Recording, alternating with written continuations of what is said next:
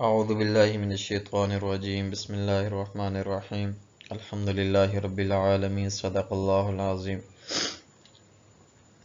آج کی اس ویڈیو کے اندر انشاءاللہ ہم سورہ فاتحہ کے 7 فضائل اور سورہ فاتحہ کا مختصر تعارف پیش کریں گے۔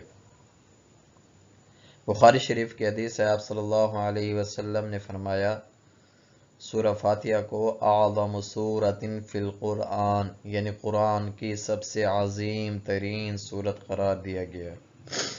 سنن ترمذی کی حدیث ہے، آپ صلی اللہ علیہ وسلم نے ارشاد فرمایا کہ سورۃ فاتحہ کے بارے میں اللہ تعالیٰ قسم کھا کر ارشاد فرماتے ہیں، اس جیسے سورت نہ تورات میں اتاری گئی، نہ انجیل میں اتاری گئی، نہ زبور میں، نہ ہی قرآن پاک میں۔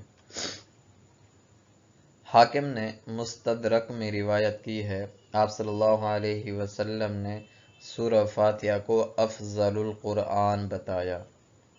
ایک حدیث میں آتا ہے، آپ صلی اللہ علیہ وسلم نے ارشاد فرمایا سورہ فاتحہ کو پڑھنے کا اتنا ثواب ہے کہ جتنا بندہ 20 پارے پڑھے۔ حضرت ابو امامہ رضی اللہ تعالی عنہ سے روایت ہے، آپ صلی اللہ علیہ وسلم نے ارشاد فرمایا کہ 4 چیزیں اس خزانے سے اتاری گئی ہیں جو عرش کے نیچے ہے، ان 4 کے علاوہ ان میں سے کوئی چیز بھی نہیں اتاری گئی۔ نمبر 1 ام الکتاب یعنی سورہ فاتحہ، نمبر 2 آیت الکرسی، نمبر 3 سورہ بقرہ کی آخری آیات، نمبر 4 سورۃ الکوثر۔ حضرت مجاہد تابعی رحمۃ اللہ علیہ نے فرمایا کہ ابلیس ملعون 4 مرتبہ رویا۔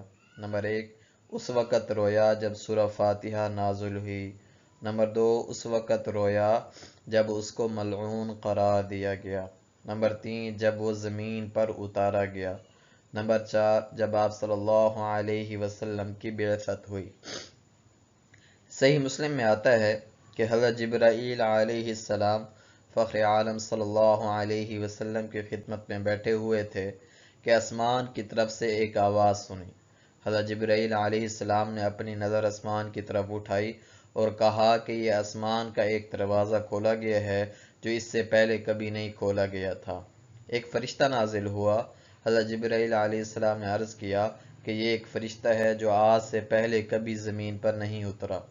اس فرشتے نے آپ صلی اللہ علیہ وسلم کو سلام کیا اور عرض کیا کہ آپ خوشخبری سن لیجئے، 2 نور آپ صلی اللہ علیہ وسلم کو ایسے ملے ہیں جو آج سے پہلے یا آپ صلی اللہ علیہ وسلم سے پہلے کسی نبی کو نہیں ملے۔ نمبر 1 فاتحۃ الکتاب، نمبر 2 سورہ بقرہ کی آخری 2 آیتیں۔ ان کے بارے میں اللہ تعالیٰ فرماتے ہیں کہ بندہ یہ دعائیں جب مجھ سے مانگتا ہے تو میں اس کی ہر دعا قبول کرتا ہوں۔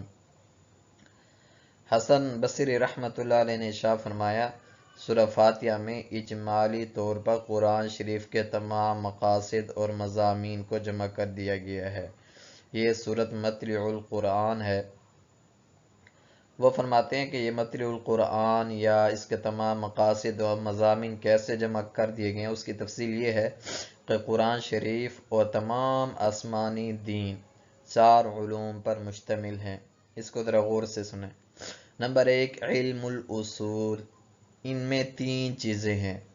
نمبر 1 اللہ تعالیٰ کی ذات و صفات کو جاننا، اس کی سورہ فاتحہ میں شروع کی 2 آیتوں میں اشارہ ہے۔ نمبر 2 نبوت اور رسالت، اس کی طرف الذین انعمت علیہم میں اشارہ ہے۔ نمبر 3 قیامت، اس کی طرف مالک یوم الدین میں اشارہ ہے۔ نمبر 2 علم العبادات، اس کی طرف ایاک نعبد میں اشارہ ہے۔ نمبر 3 علم السلوک، یعنی نفس کو آداب شرع کا پابند بنانا اور احکام خداوند کی فرما برداری پر آمادہ کرنا، اس کی طرف وَإِيَّاكَ نَسْتَعِينُ میں اور اهْدِنَا الصِّرَاطَ الْمُسْتَقِيمَ میں اشارہ ہے۔ نمبر 4 علم القصص، یعنی گزشتہ امتوں کے واقعات، ان واقعات سے یہ غرض ہے کہ فرما برداروں کی سعادت اور کامیابی اور نافرمانوں کی بدبختی اور بربادی معلوم کر کے عبرت حاصل کی جائے۔ اس مقصد کے لیے اللہ تعالیٰ نے صراط الذین انعمت علیہم غیر المغضوب علیہم ولا الضالین میں یہ ارشاد فرما دیا۔ مسلم شریف کی حدیث ہے، آپ صلی اللہ علیہ وسلم نے ارشاد فرمایا کہ اللہ تعالیٰ ارشاد فرماتے ہیں کہ میں نے نماز کو، یعنی نماز کے اہم ترین حصے کو اپنے اور اپنے بندے کے درمیان آدھا آدھا تقسیم کر دیا ہے، اور بندہ جو سوال کرے اس کو اللہ تعالیٰ وہی عطا فرماتے ہیں۔ جب بندہ کہتا ہے الحمدللہ رب العالمین تو اللہ تعالیٰ ارشاد فرماتے ہیں حمدنی عبدی، کہ میرے بندے نے میری تعریف کی۔ جب وہ کہتا ہے الرحمن الرحیم تو اللہ تعالیٰ ارشاد فرماتے ہیں اثنا علی عبدی، کہ میرے بندے نے میری بڑائی بیان کی۔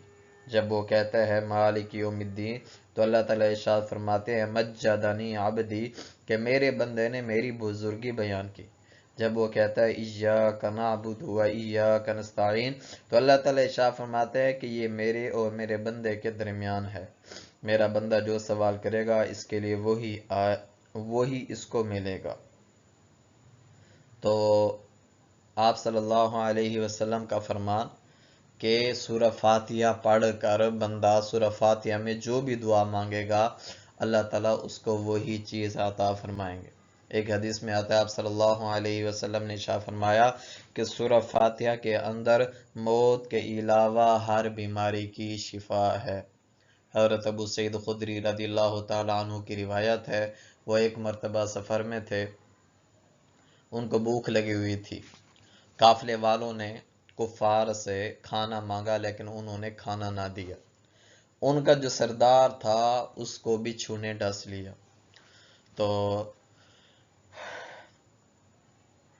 تو قبیلے والے حضرت ابو ذر رضی اللہ تعالیٰ عنہ کے پاس آئے اور ان سے کہا کہ آپ کے دم وغیرہ کر دیں کہ ہمارا سردار ٹھیک ہو جائے۔